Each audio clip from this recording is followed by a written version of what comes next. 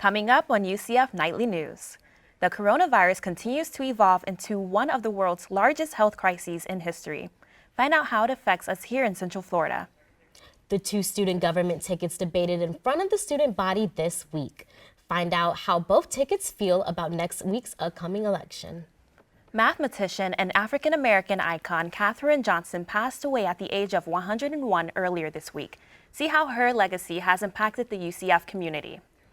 In sports, UCF football kickstarts today. Find out what the Knights are doing differently in 2020.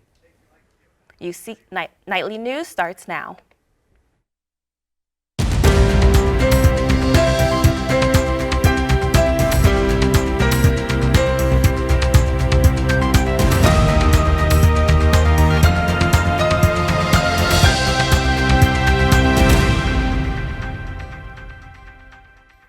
Good afternoon and welcome to Nightly News. I'm Tiana Sconiers. And I'm Cierra Ward. Today is Friday, February 28th, 2020.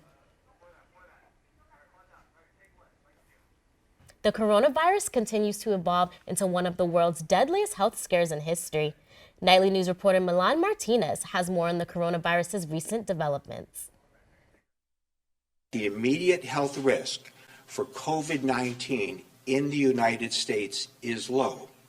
However, we need to be prepared for more cases and potential community spread in our nation.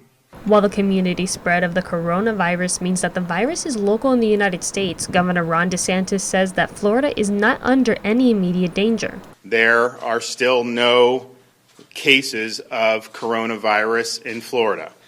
This is a rapidly evolving situation. We're carefully monitoring in conjunction with the Federal Centers for Disease Control and Prevention and Department of Health and Human Services. DeSantis was not able to share any specific statistics as to how Floridians have been tested. Yesterday, the governor says he planned to release the numbers, but that a Florida statute would not allow it. In Orlando, Milan Martinez, UCF Nightly News. Some Democratic senators are threatening to file legislation by Monday if health officials don't open the records. Nightly News will keep you updated on this developing story. For more coverage on the coronavirus, head to nsmtoday.com. The virus has also hit the U.S. stock market. Today marks the 7th day of a massive drop. The drop comes as investors continue to fear about the rising epidemic. Dow Jones, a major stock index, continues to plunge at the opening bell this morning, as well as S&P 500 and NASDAQ stock indexes. Financial analysis says the Dow is suffering its worst week since November 2008. UCF announced plans to cancel upcoming study abroad trips in 4 countries due to the coronavirus. The announcement comes after the World Health Organization reports almost 80,000 coronavirus infection cases worldwide. UCF says they're not taking any chances when it comes to the virus. Students who signed up for the trips will no longer get to travel to Hong Kong, China, Mongolia, or South Korea. UCF says it's working with students who are affected to find them a different study abroad destination. Girl, it was so cold this morning. I had to bring my jacket in. Yeah, it was. I didn't know if I should bring an umbrella, a coat, or what, So, Kyle, can you let us know what's going on? Thanks, Tiana. And first of all, everyone, once again, happy Friday. I hope you're having a great day so far because it is a gorgeous one. So we'll start things off by taking a quick look outside. This is from Garage F on UCF's main campus earlier today. You can see not a cloud in the sky. A cold front did blow in, however, so we'll see what that does for our current conditions. Today, you can see it's currently 57 degrees on campus outside with a humidity of 58%. The winds, not too big of a factor, coming out of the northwest at about 3 miles per hour. The chance of rain, 0%, so it's looking very nice out today, and we'll see how that kind of transitions into your evening. Tonight, we're going to see a temperature of 41 degrees, so it will be cold. You will want to bundle up. Humidity, just 52%. Winds picking up just ever so slightly, 8 miles per hour out of the northwest, and your chance of rain still 0%. So again, today and tonight, going to be absolutely gorgeous. If you plan on going outside or to any of the sports games, be sure to stay warm, and it's going to be awesome for everyone there. That's all I have for now, and when I come back, I'll give you your 5-day forecast. For now, back to you, Cierra and Tiana. Since UCF PD ramped up its efforts to catch speeding drivers, they found distracted driving plays a major part in it. Pedestrians, scooters, and other forms of transportation all share the same roadways on UCF's main campus. Some students say the different transportation causes the road to be cluttered. UCF PD Major Scott Freeman says speeding and distracted driving can make the road dangerous for students. So the biggest piece is the distracted driving. It all comes back to that sort of, the distracted driving with the speeding, and they're not paying attention for the scooters and the bicyclists and the pedestrians.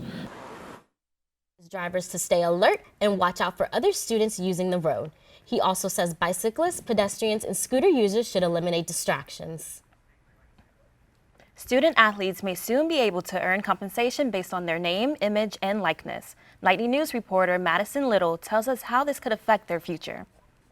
The National Collegiate Athletic Association keeps student athletes from being paid.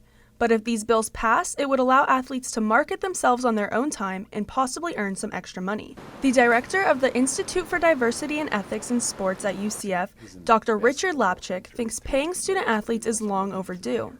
He says that because college sports have started to produce so much money, student athletes should be able to use their talents to promote themselves. And as it has become such a huge business now, I think athletes are seeing that they are the only ones not benefiting.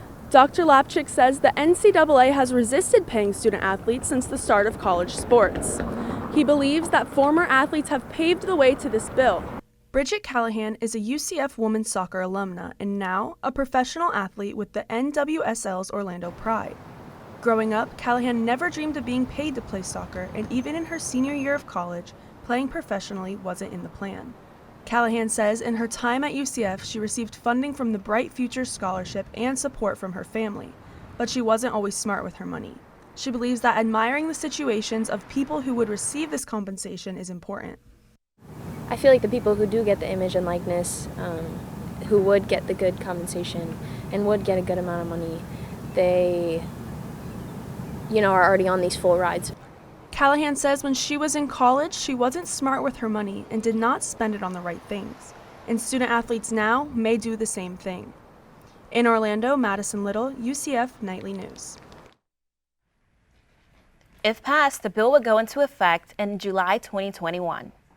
Nightly News will keep you updated on this developing story. The student government election race enters its final stages. Nightly News reporter Charlotte Tratner is at our special set report to give us the insight from this week's debate. Charlotte? Thanks, Cierra. 2 tickets are vying for students' votes in next week's election. The first ticket features Zach Myers and Christina Lawrence. If they win, Christina would be the second grad student to be the VP of the student body. One of Zach and Christina's main initiatives is pedestrian safety. They want to install steel beams to reduce pedestrian fatalities both on and off campus. Another main point the ticket addressed is diversity on campus. They want to meet with different student organizations to learn their needs to best address them. They're also creating an initiative called UCF House for students who need a temporary shelter or space to live. Zach and Christina say their campaign looks at the greater good for all UCF students. Christina and I will always have their backs and are not going to consistently represent just one sector of this university, but we understand that there's 70,000 student stakeholders here, and bringing home a win for all of them means a lot to us. The other ticket on the ballot is Sabrina and Stephanie. If they win, they would be the first all-Latina ticket to hold the presidency of UCF student body. Sabrina and Stephanie say their #1 priority is to create a nightlife transportation program that will safely shuttle students to and from the local bars. Another priority is to add food on the Rosen campus so students do not have to cross a busy intersection. This is what Sabrina and Stephanie had to say about their campaign thus far. Definitely we feel very confident. I feel very proud that we were able to do this together, and hopefully next week when those 3 days hit, we're just going to be even more confident. One thing both tickets can agree on is their desire to increase voter turnout. Voting in the election decreased 7% from 2018 to 2019. I spoke with both tickets and SG members to see what their plans are to encourage more students to vote. Voting for the 2020 student government election starts next week. According to last year's polling numbers, about 12% of the student body voted in last year's election. Something both tickets say they agree on is they believe there is a disconnect between the student government and the student population. So I think that there's a low student turnout sometimes because students don't necessarily understand what student government does. And I think that's something Stephanie and I are really working on, because that's on us. We want to make sure that, like we spoke about today, that our division of communication is the division of outreach as well. Every time we go to a new RSO, we say, hey, can you raise your hand if you've ever voted in an SGA election before? And more oftentimes than not, there's one or two people and the rest of the room is sitting there with their hands down. Last year, the Election Commission gave students socks and other treats if they voted.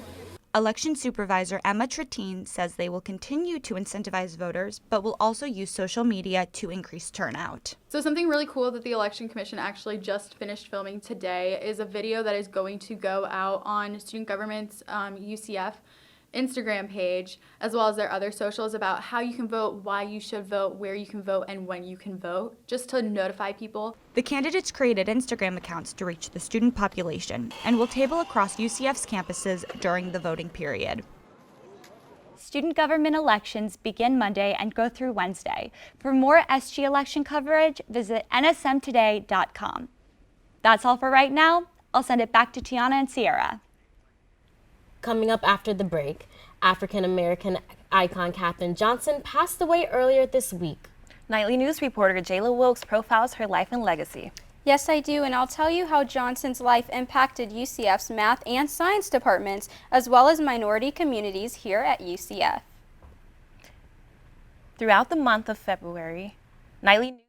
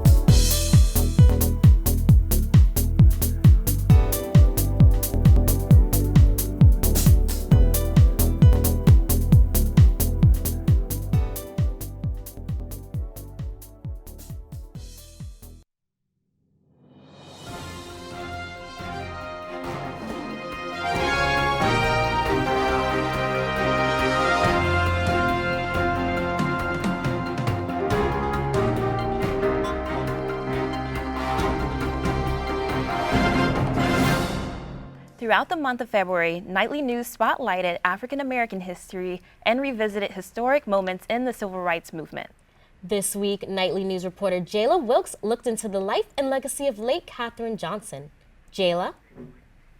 Thank you. This week on Nightly News, we are concluding Black History Month and celebrating the legacy of the late Katherine Johnson.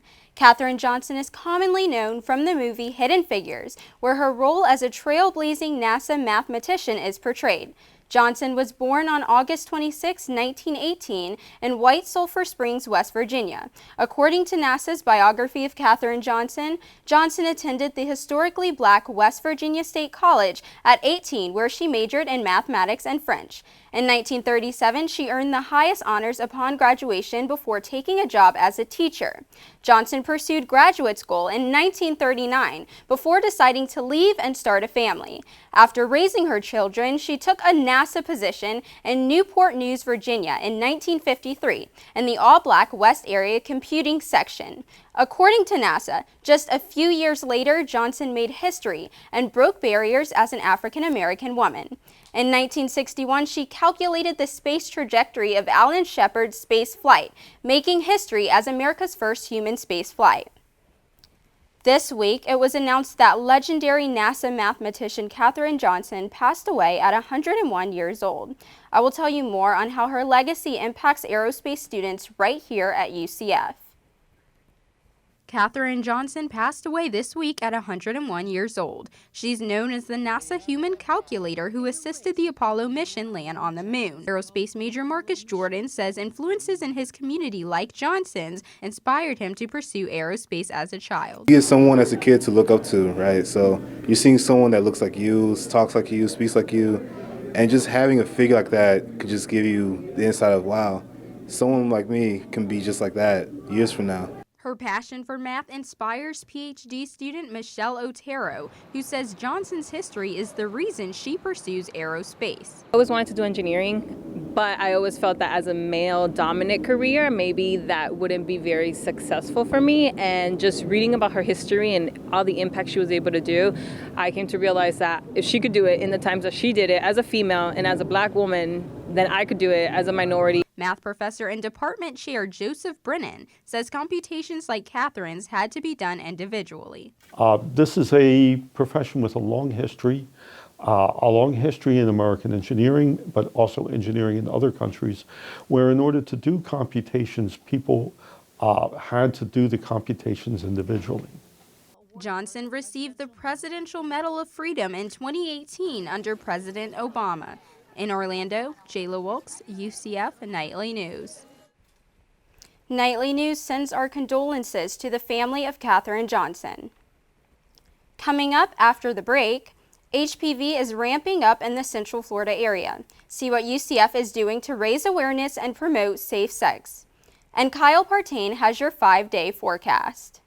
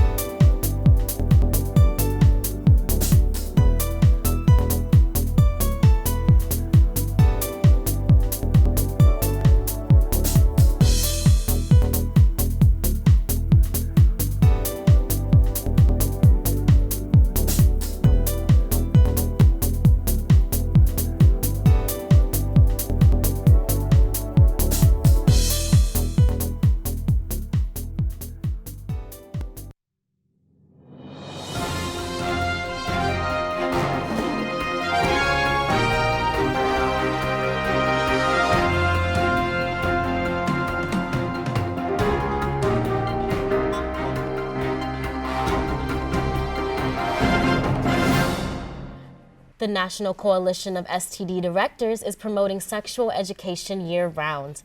According to the Centers Disease for Control, the human papillomavirus, or HPV, is most common STD among college students. 50% of HPV cases occur in college students and young people from the ages of 15 to 24. It is recommended that both men and women receive the HPV vaccine, which could prevent other diseases and cancers. Students can request rapid HPV testing and counseling from Wellness and Health Promotion Services, where they can receive results in 15 minutes. Tiana, I really hope it's not going to be cold the rest of the weekend. Yeah, I know. I'm going out of town to Daytona, and I don't know. I'm like, do I wear, sweater, coat, like what? So, Kyle, can you give us a scoop on what's happening this weekend? Absolutely, Tiana. As I mentioned earlier, a cold front did blow through Orlando yet again this week. So let's take a look at how that impacts not just Orlando, but the state as a whole. And you can see the highs around the state: Tallahassee, Jacksonville, Orlando, and Tampa, all sitting with a high of 62 degrees today. Miami a little bit warmer with a high of 68. So we'll take a look at how that kind of impacts the lows as the night goes on. Tallahassee with 42, Jacksonville with a low of 40, Orlando with a low of 44. All three pretty similar, but once you get a little bit more south to Tampa, we have a low of 50 degrees. Miami, the temperature will drop a little bit overnight as the night continues. It drops to 50, so there will be a temperature change. You will want to bundle up. So now we'll take a look at our 5-day forecast around Orlando. First of all, Saturday, we're looking at a high of about 65 degrees and a low of 43 with a 0% chance of rain. Sunday, 68-degree high and a 50-degree low, 0% chance of rain. So again, the weekend is going to be absolutely beautiful. Get out and enjoy it while you can. Monday, once the week starts to get rolling, we're going to see an increase in temperature, a high of 77 and a low of 59 degrees, 0% chance of rain. Tuesday, a little bit warmer still, 82-degree high, 63-degree low. Once again, no rain on the radar. Wednesday, we'll see a big spike in temperature change, 87-degree high and a low of 62. And as the evening rolls on Wednesday, you're going to see a 30% chance of rain. So you may want to have that jacket or umbrella handy in case it gets a little bit rainy as the evening goes on. That's all the time I have for your 5-day forecast. Back to you, Cierra and Tiana. Coming up after the break, we'll have nightly news reporter Chris Wolf give you your UCF sports update. Chris, what all can we expect? It's going to be a busy weekend in UCF sports, ladies. Women's basketball is going on the road for the last time this season, and the football team kicked off spring practice today.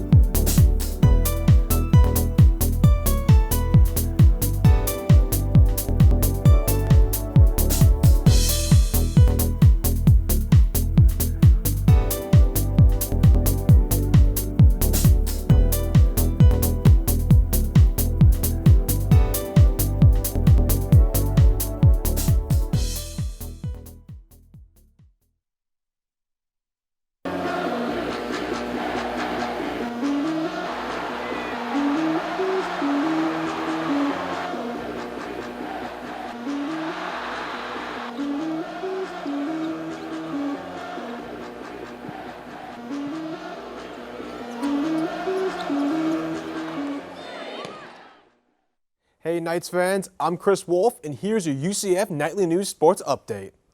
Spring football is alive and well. The Knights are having their first spring practice of the year, and the quarterbacks are getting reps with the running backs and the wide receivers right now. The offensive line are getting some drills in, getting down, getting dirty. And last year's starting quarterback, Dylan Gabriel, is locked in for his first spring practice. Players are just out here getting loose and focusing and getting ready for the 2020 season. The Knights will try to improve from last year and get back on the top of the American Athletic Conference. The top NFL prospects in the country are showcasing their talents this weekend in Indianapolis, and 2 Knights are looking to shine. Defensive back Neville Clark won't take the field until Sunday, but wide receiver Gabe Davis made his mark yesterday. Davis zoomed by in the 40-yard dash, posting an impressive 4.54 time, ranking 27th among all prospects. But the former Knights wide receiver really made a splash in the gauntlet drill. Davis will get another chance to impress scouts next month at UCF's Pro Day. The UCF women's basketball team will be in Memphis this weekend. Are coming off of a 67-64 win over Temple Wednesday, and now the Tigers are next on their schedule. The last meeting was victorious as the Knights beat the Tigers back on January 25th, 82-66. This was an impressive performance by the Knights, but head coach Katie Abramson Henderson does not want her team to overlook the Tigers. Memphis is going to play completely different than the first time we played them, and it's at their home court and a senior night, and so there's, you know, just a lot at stake for a lot of people. There's some seniors that may not ever play again, so they're going to play, you know, super hard. Last road game of the regular season for the Knights. The game is on Saturday, and it's set for 3 p.m. That's all for your nightly news sports update. For more sports coverage, check out Hitting the Field every Monday at noon on Spectrum Channel 734. Now back to Tiana and Cierra. Listen, guys, I am not going out if it's going to be cold this weekend. What are you going to do? Yeah, so I'm going to Daytona, you know, for the weekend, have a little retreat. But we have a pool, you know, so I don't know if I should get my toes wet. What are you doing, Kyle? You know, I plan on getting outside and enjoying the bunch of UCF home sports games that are here this week. And actually, this weekend is going to be very cold. You're going to want to make sure that you do bundle up if you go outside. The temperatures aren't going to get above 70 degrees, and it's going to be really nice, though. No chance of rain the entire weekend. So again, if you are going out, it's going to be a great weekend to do so. Nice. Okay, so that's our time for now. Thanks for joining us. Remember, you can always keep up with us during the week by heading over to YouTube, UCF Knightly News. And if you've got a story idea you want us to know about, send it our way. You can reach us by email at ucfnightlynews@gmail.com. Thanks for watching and have a good day.